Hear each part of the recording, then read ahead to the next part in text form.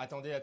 Julian Alvarez, actuellement, il est à ça du burn-out. À l'instant, un texte directement de l'entourage de Julian dans leurs mots exacts. Julian Alvarez est émotionnellement dévasté. Il y a une frustration totale de la part du joueur parce que l'Atlético Madrid ne le laissera pas partir. L'Atlético reste complètement inflexible. Ils ne veulent pas vendre Julian et ils ne sont même pas prêts à affronter la situation directement. En fait, Gilmarin ne lui a pas permis de le rencontrer personnellement à son retour. Et concernant les rumeurs qu'on a pu entendre hier soir selon lesquelles Julian Alvarez s'est excusé auprès de ses coéquipiers car il estime avoir mal agi ces derniers jours, etc. Ça a été démenti par son entourage, c'est totalement faux. Il n'a présenté d'excuses à personne, il veut quitter le club parce qu'il estime que son chapitre au club est clos. Vous pouvez me dire tout ce que vous voulez, hein. C'est lui qui a signé le contrat, pourquoi il a signé un contrat de 6 ans, etc. Mais je vous promets que les gars, ce qu'ils sont en train de le faire actuellement, malgré tout ça, hein, c'est de la folie. Moi je le dis, c'est de la folie. Le gars il a déclaré publiquement qu'il a envie de partir déjà à partir de ce moment-là. Si t'es un soi-disant grand club et que tu te respectes un minimum, tu le laisses partir. Normalement c'est comme ça qu'un grand club est censé agir. Mais eux en fait au lieu de le laisser partir, ils sont en train de le bloquer. Et le gars mentalement là il est en train de câbler. En fait tellement la situation actuellement elle devient critique, j'ai même peur de savoir dans quel état Julian Alvarez on va le récupérer si finalement il arrive à s'échapper de cette prison, hein. Genre je me demande vraiment dans quel état on va le récupérer. Bref en tout cas n'hésitez pas à me donner vos avis dans les commentaires,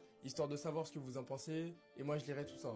Des Parisiens, vous êtes de mauvaise foi. Le cas Dembélé, ça n'a rien à voir avec Ferran Torres. Dembélé, ça a toujours été un crack générationnel. Depuis Dortmund, c'est même pas depuis le Barça, depuis Dortmund, depuis Rennes même. Le mec, il a passé 8 ans au FC Barcelone. Il a été titulaire indiscutable pendant un moment. Il a fait des trucs de fou, pris sous son aile par Messi. Tu compares à un mec remplaçant de Lewandowski qui a 46 ans. Ça fait 5 ans il est au FC Barcelone. Il a jamais su avoir une place de titulaire indiscutable. Et en plus de ça, vous êtes les premiers à critiquer Ferran Torres. Mais bon, tranquille. Petite piqûre de rappel. À l'arrivée de Koeman, Dembélé jouait numéro 9. Parce que c'est pas une invention de Luis Enrique. Il faut pas commencer à jouer la folie. Dembouz, les blessures, ça allait mieux. À partir de ce moment-là, ça allait mieux les blessures. Oui, il se blessait, mais moins.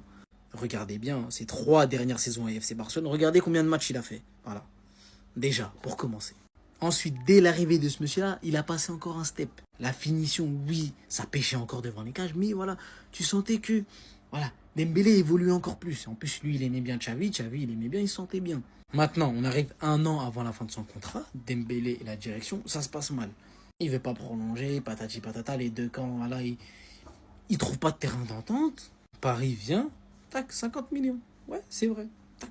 Non, on n'y peut rien. Le Barça voulait le prolonger, mais lui il s'entendait pas. C'est différent. Ferran, numéro 2. Fais la princesse. Ouais, il faut que le Barça montre qu'ils me veulent, je sais pas quoi. Non. Du coup, direction PSG, fin.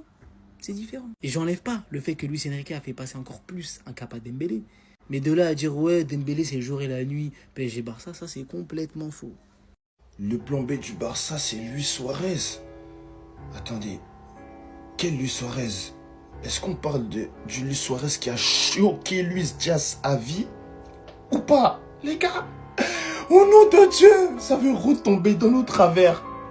Tous nos hops sont partis le même été.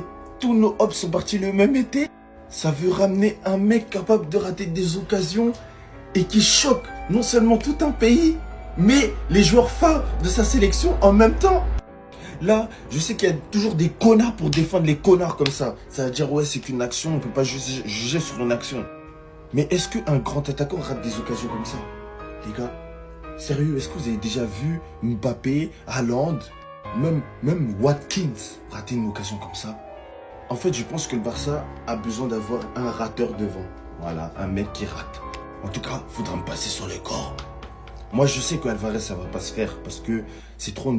Vas-y, je vais pas l'insulter, mais il veut pas sécher l'entraînement. Vas-y, bref.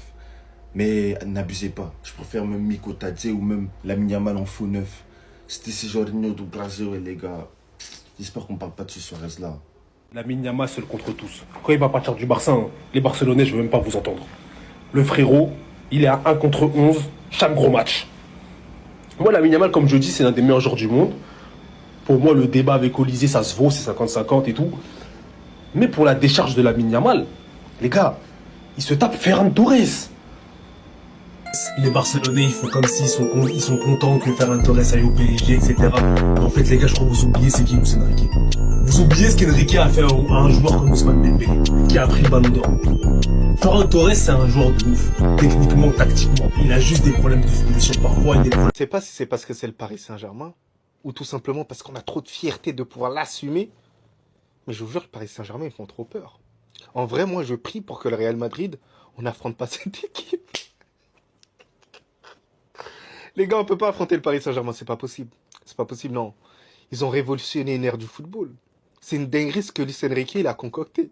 Et en plus, ils ont même pas terminé le mercato. Ils ont ramené Akliouche, ce sera encore plus fort que l'année dernière. Et en plus, les joueurs, ils ont encore plus la dalle. Ils sont pas épuisés de gagner des trophées. Ils en ont pas marre. Les seuls maillons faibles, c'est quoi? C'est Marquinhos et peut-être le gardien. Après, sur tous les postes, c'est trop fort. Ils se sacrifient un à un pour l'effectif.